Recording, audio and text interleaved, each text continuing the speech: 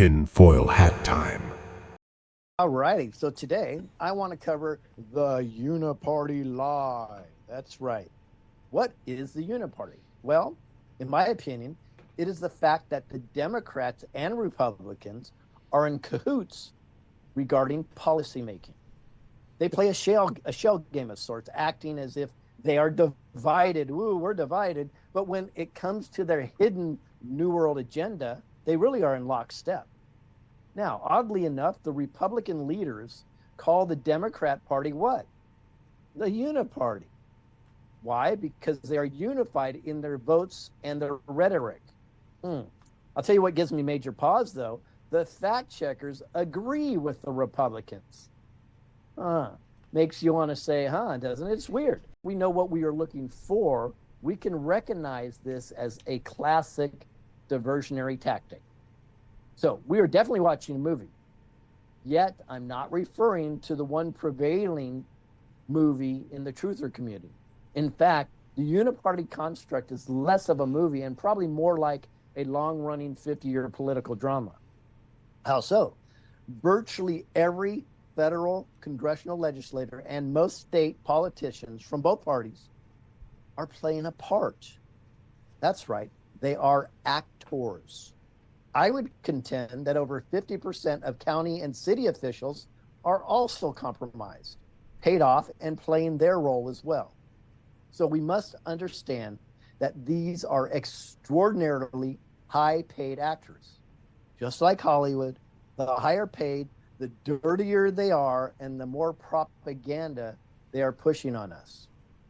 To give you an idea, year after year, drunk, disgusting, and dirty Nancy Pelosi and her husband Paul average, listen to this, they average 67% growth year after year in their stock portfolio. They have amassed a net worth upwards of $250 million. Not bad for a public servant. Now, for perspective, the most well-known investor in the world, Warren Buffett, only averages 20% growth in the market, and he's considered highly successful. So ask yourself, how is it possible that the Pelosi's perform at 335% more than Warren Buffett? How is that possible? Now, the following questions may answer the prevailing question. Why can't the money be tracked that goes to Ukraine and all the other wars and the port projects? Why was $3 trillion completely untraceable in 2001 prior to 9/11? This goes on at the federal level and it trickles all the way down to the local level. I would contend that virtually every Fortune 1000 company, NGO, and extraordinarily high percentage of unelected officials are in on it. We are talking trillions of dollars of illegally printed currency, and taxpayer dollars are all in play here. Trillions. So when any Republican claims that the Democrats are the uniparty, they are intentionally misleading you. The Democrats are the satanic party, and most Republicans are the backstabbing, lying party. In fact, many are better actors than the Democrat counterparts because they have convinced their constituents that they are for the people and the Constitution when they well know they're only for themselves and they're controlling puppeteers. So ask yourself, how is it possible that every single Republican voted to have Mike Johnson, a Zionist-controlled rhino, installed as Speaker of the House? How is that possible? We must be completely aware that the players at virtually every level of government are perpetuating a massive psyop on the American people. First, they create the illusion of division, and they use the mainstream media to perpetuate this narrative. Black versus white, church versus everything else, and of course, red versus blue. Even on human trafficking, pedophilia, gay rights, climate change, and of course, abortion. They trick you by sometimes voting in favor of a policy you might believe in. This only keeps you, the fish, on their hook. Yet the bigger agenda of wokeness, DEI, and government spending seems to continue to grow and grow and grow. How is that possible if they say sometimes they vote for you what you want? Why is it that nothing happened regarding taxes, the Fed, Roe versus Wade, or human trafficking until Donald Trump took office? Think about it. Nothing. So if the Republicans are on your side, why has virtually nothing happened in your favor in several decades? Notice that both parties always vote for what? War and war spending. They always vote themselves a raise and give themselves the best health care plan, the best pensions, and tax breaks that they can possibly find for themselves. They eliminate real oversight.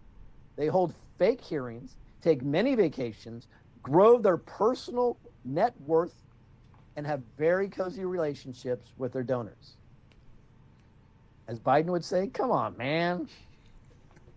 I would venture to say that 75% of society has conservative values, 75%.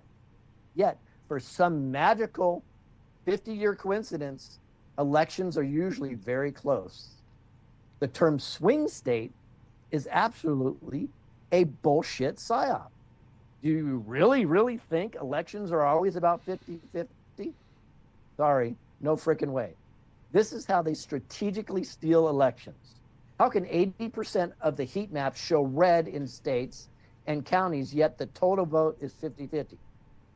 The pundits will tell you it's because the Democrats control the large cities. And there is some truth to that.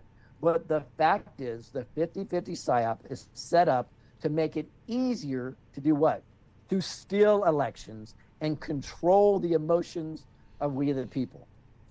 If they get us to believe we live in a wacky 50-50 perfectly divided world, we will easily accept the outcome that is divergent from our values.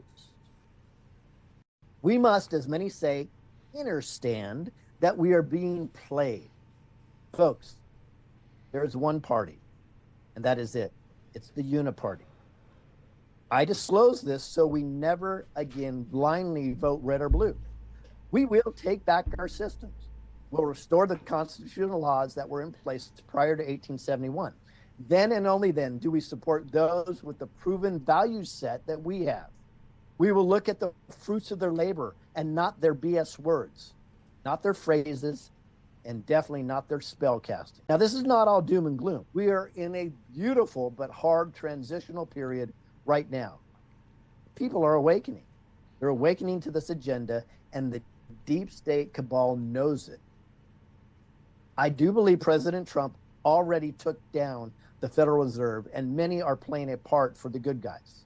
I also believe you are seeing the systematic destruction of the Democratic Party, and it's intentional, which some may fear, rightfully so, that it will create a vacuum and then will be filled with a much worse entity. Actually, I believe this is our time and one time only opportunity to eliminate all parties. As soon as the one is destroyed, we the people go after the other. There's no reason for parties. If people truly are going to live independently and sovereign, then parties are unnecessary. Parties are for manipulation and lazy voters. We must take ownership of our vote under a reformed system, of course.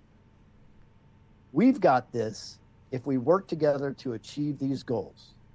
Of course, only if you agree.